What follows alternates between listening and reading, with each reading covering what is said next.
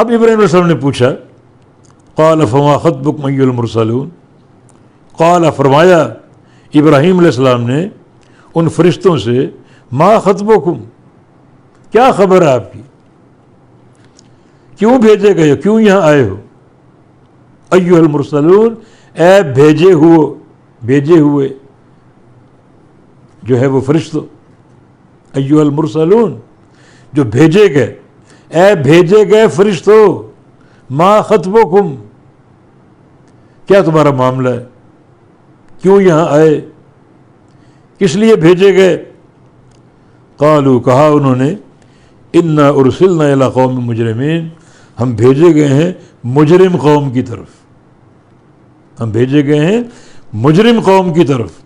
اللہ تعالیٰ نے ہمیں ایک قوم کی طرف بھیجا ہے جو اللہ تعالیٰ کے امر کی بغاوت کرنے والی، مجرمانہ فعل کا ارتکاب کرنے والی، اور بھیجا کیوں ہے، لنرسل علیہم حجارۃ من طین، تاکہ ہم پھینکیں ان پر مٹی کے پتھر، تین مٹی کا پتھر، اور جب اس کو آگ پر گرم کیا جائے، بھٹے میں اس کو جلایا جائے، پھر وہ حجارہ بن جاتا ہے، پتھر، مضبوط پتھر، تو اس کا آغاز طین ہے، مٹی، اور جب وہ پک جائے آگ میں یا بھٹے وغیرہ میں، پھر وہ حجارہ بن جاتا ہے، حجر بن جاتا ہے، پتھر، مضبوط پتھر، تاکہ پھینکے ان پر مضبوط پتھر۔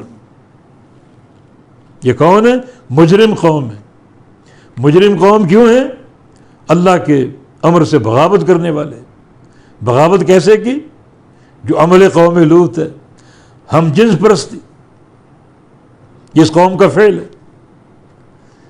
تو اس فعل میں مبتلا تھے وہ، اللہ کا عذاب آ گیا، بھیانک عذاب۔ اور جہاں اس فعل کو قانون بنا دیا جائے، یہ گزشتہ ایک دو دن سے طبیعت میں تقدر ہے کہ یا اللہ یہ دن بھی دیکھنا تھا، اس ملک، اس پاکستان جس کو اسلام کے نام سے حاصل کیا گیا، جس کی بنیاد لا الہ الا اللہ ہے، اس ملک میں یہ کالا ترین مجرمانہ قانون پاس ہوگا ہم جنس پرستی کا۔ مرد سے شادی کر سکتا ہے، عورت سے نکاح کر سکتی ہے۔ اے حکام، اللہ کے عذاب کا انتظار کر رہے ہو؟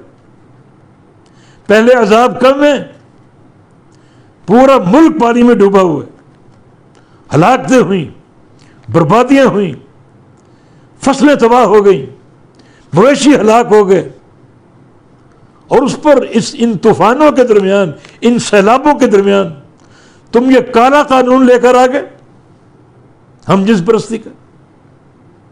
مجرمانہ فعل اس کو اللہ قرار دے رہا ہے۔ یہ قوم مجرم قوم ہے۔ وہ لوگ تو اپنے طور پہ اس عمل کی طرف راغب تھے، اور تم نے اس عمل کو قانون بنا کر پیش کر دیا، مانا اس پر نہ کوئی سزا ہے، نہ کوئی پوچھ ہے، نہ کوئی پکڑ ہے، شترے بے مہار بن کر جو چاہو کرو، کوئی اللہ کا خوف نہیں، بربادی کی طرف جا رہے ہو، اللہ کے قانون سے بغاوت کر رہے ہو، اللہ کے نظام سے بغاوت۔ قوم لوط نے یہ عمل اختیار کیا جو بطور نظام کے نہیں دیا گیا تھا انہیں، اپنا ان کا ایک شوق یا اپنی ان کی ترجیح، کوئی قانون نہیں تھا، تم نے قانون بنا دیا۔ پھر اللہ نے فرشتے بھیجے، پوری بستی کو اٹھایا، آسمانوں تک لے گئے، اتنا اوپر، حتیٰ کہ آسمان کے فرشتوں نے اس بستی کے کتوں کی آواز سنی، پھر اس زمین کو پلٹا گیا اور پھر نیچے پھینکا گیا، اور جب وہ پھینکی گئی اوپر سے پتھروں کی بارش کی گئی، ہر پتھر نامزد تھا کہ یہ کس خبیث کو لگے گا اور کس مجرم کو لگے گا۔ اللہ نے پتھر اپنے پاس رکھے ہوئے تھے، اس قوم کے مجرموں اور خبیثوں کے نام لکھ کر یہ فلاں کو برباد کرے گا اور یہ فلاں کو برباد کرے گا۔ یہ اللہ کے غضب کا ایک نشانی افسوس تم نے اسی مجرمانہ فعل کو قانون بنا کر نافذ کر دیا. اللہ کے عذاب سے ڈرو، اللہ کے عذاب کو دعوت دے رہے ہو. جو عذاب آ چکا ہے طوفانوں اور سونامی کی شکل میں، سیلاب کی شکل میں، یہ اللہ کی طرف لوٹنے کے لیے کافی نہیں ہے، توبہ اور استغفار کے لیے کافی نہیں ہے. بجائے اس کے کہ تم توبہ کرو، تمہارا تعنت، تمہارا عناد، سرکشی، تمہارا جرم اس حد تک بڑھ گیا کہ تم نے ایک اور کالا قانون نافذ کر دیا.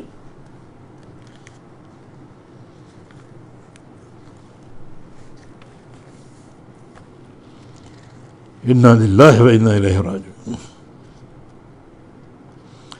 لنرسل علیہم حجارۃ من طین، تاکہ پھینکے ان پر ہم پکے ہوئے، آگ سے پکے ہوئے پتھر. مسومۃ عند ربک للمسرفین، ہر پتھر علامت کے ساتھ تھا تیرے رب کے پاس. رب تعالی نے پتھر چن رکھے تھے، علامت لگا رکھی تھی ہر پتھر پر، ہر خبیث کا نام لکھا ہوا تھا. ہو سکتا ہے کہ ان خبیثوں کے نام بھی اوپر لکھے ہوں، ان کو برباد کرنے کے لیے، ان باغیوں کے لیے، طاغیوں کے لیے جو اس قوم کو ہلاکت میں دھکیل رہے.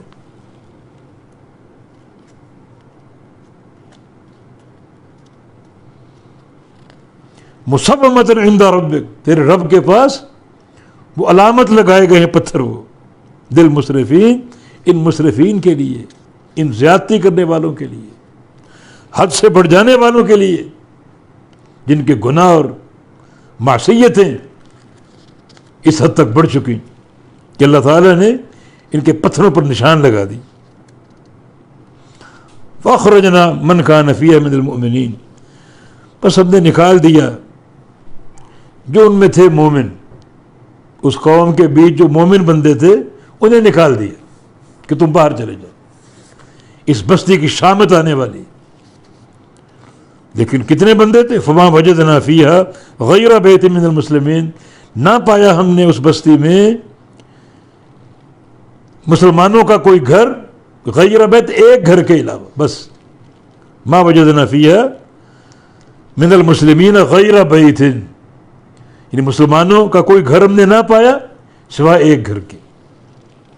وہ لوط علیہ السلام کا گھر تھا. ان کو ہم نے حکم دے دیا فاسر باہلک، اپنے اہل کو لے کر چلے جاؤ، بیوی کو نہیں. بیوی قوم کی پشپناہی کر رہی ہے، قوم کا ساتھ دے رہی، اس مجرمانہ فعل میں شریک نہیں ہے، صرف ان کا ساتھ دے رہی، وہ بھی بربادی کے قابل. اس کو چھوڑ دو، باقی اہل کو لے کر نکل جاؤ. وَتَرَكْنَا فِيهَا آیَةً لِلَّذِينَ يَخَافُونَ الْعَذَابَ الْأَلِيمَ، اور چھوڑ دی ہم نے نشانی. وَتَرَكْنَا فِيهَا، اور چھوڑ دی ہم نے اس بستی میں نشانی، لِلَّذِينَ يَخَافُونَ، ان لوگوں کے لیے جو ڈرتے ہیں عذاب علیم سے، جو عذاب علیم سے ڈرتے ہیں، اللہ کے دردناک عذاب سے ڈرتے ہیں، ان کے لیے اس قصے میں نشانی موجود ہے. وہ ڈرتے رہیں گے، ہمیشہ مبتلا خوف رہیں گے. اور جو اس کالے قانون کو بنا کر پاس کریں گے ان کے دل میں کوئی عذاب علیم کا خوف نہیں. عبرت کا نشان ہے یہ قوم، لیکن خشیت ہو، اللہ کا خوف ہو، تعلق باللہ ہو، تو پھر بات بنے گی نا. اللہ کا خوف ہی نہ ہو تو اللہ کی حدود کو پامال کریں گے یہ لوگ، اور اس طرح کے سیاہ قانون بنائیں گے اور پاس کریں گے، نافذ کریں گے، منظور کریں گے.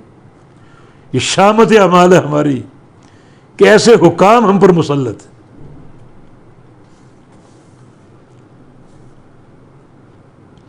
تو فرمایا کہ وَتَرَكْنَا فِيهَا آیَةً، ہم نے چھوڑ دیا اس بستی میں، یہ فیہا بستی کی طرف ضمیر جا رہی ہے، اور چھوڑ دیا ہم نے اس بستی میں آیتاً نشانی، للذین، ان لوگوں کے لیے، یخافون العذاب العلیم، جو عذاب علیم سے ڈرتے ہیں. یخافون العذاب، ڈرتے ہیں عذاب سے. کیسا عذاب؟ العلیم، دردناک عذاب.